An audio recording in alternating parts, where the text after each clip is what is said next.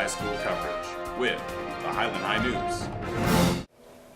Good morning, this is Matthew Salzano and Susan Gomez. It is Friday, January 12th, and you are watching the Highland High News.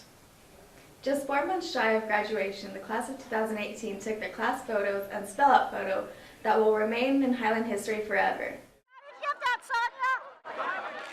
On Monday, seniors spelled out their class year in the senior spell-out. Orders for the class photo are now available in the activities office. While the seniors were taking their photos, the underclassmen were practicing for park testing in their advisory classes. Park testing begins in April. Now to sports with Thomas and Solomon.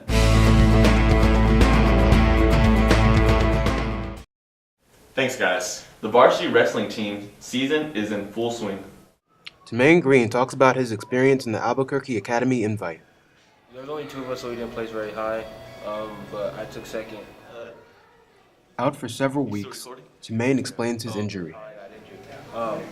So I was trying to prevent myself from getting thrown, and stuck my leg out, and it popped and I went down. While out for his injury, Jermaine puts his energy into helping the team. Probably more conditioning, some more escapes, and things like that. The team will be participating in the Joe Vivian Classic today and tomorrow at Cibola High School. Today's meet begins at 1 p.m. On Tuesday, the girls basketball team secured a 50-35 win against Mira Mira. Next Tuesday, the girls have a chance for redemption against district rivals West Mesa. The last time the two teams faced off, the Lady Hornets lost 57-46. Despite a valiant effort, the boys basketball team fell short to the Del Norte Knights last Saturday, making their record 1 win and 10 losses. Yesterday, the team played against the Manzano Monarchs, who are now under the coach of former Highland assistant coach and teacher Dominic Romero. Tomorrow, the team will face off against Cibola. The game begins at 2:30 p.m.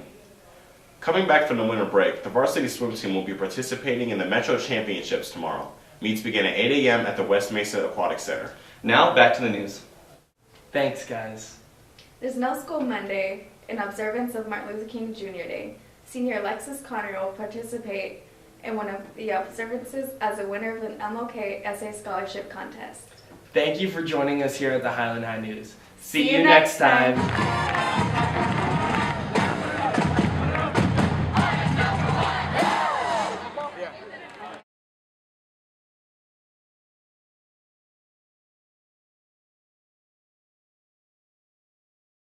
Welcome back to the Highland High Movie Review. I'm Emmanuel Good. And I'm Thomas Barnes. Let's talk about The Last Jedi. The Last Jedi was directed by Rian Johnson, the director of Brick and The Looper. Oh yeah, and Colin Trevorrow, but he was fired. The story has 3 plot lines. The plot line with Poe, the plot line with Luke, Rey, and Kylo Ren, and the plot line with Finn and Rose. The best storyline, though, was definitely with Rey. Daisy Ridley, Mark Hamill, and Adam Driver all gave outstanding and emotional performances in their roles. The Poe storyline wasn't great, but it definitely wasn't bad. Poe is just trying to buy some time for Finn and Rose so they can get back to the Resistance and escape from the First Order. Even though it was kind of just Poe throwing a temper tantrum for 20 minutes. Do I have to talk about the Finn and Rose storyline? I'm not doing it. Finn and Rose go to a casino and it was way too long. See? Wasn't that hard? It's hard to watch. That it was. Despite all of the controversy, the movie wasn't bad. It had one of the best openings for a Star Wars movie and as well as the best choreography of any of the Star Wars films. The performances in this movie were amazing, as well as an overarching message. But it is controversial, and here are the reasons why. There were also plenty of well-written characters like Rey, Finn, and Kylo Ren. However, new addition Rose was a bit of a problem for me. Her character didn't have much personality besides being really hopeful and hating the bad guys. Kylo Ren ends up building an amazing character, but ends up throwing it all the way at the third act for what it seems like no reason. Also, the entire casino scene. And that weird Superman Leia thing. Oh, and there was way too many jokes. The third act was dope though. Oh yeah, the fight on Crate looked amazing.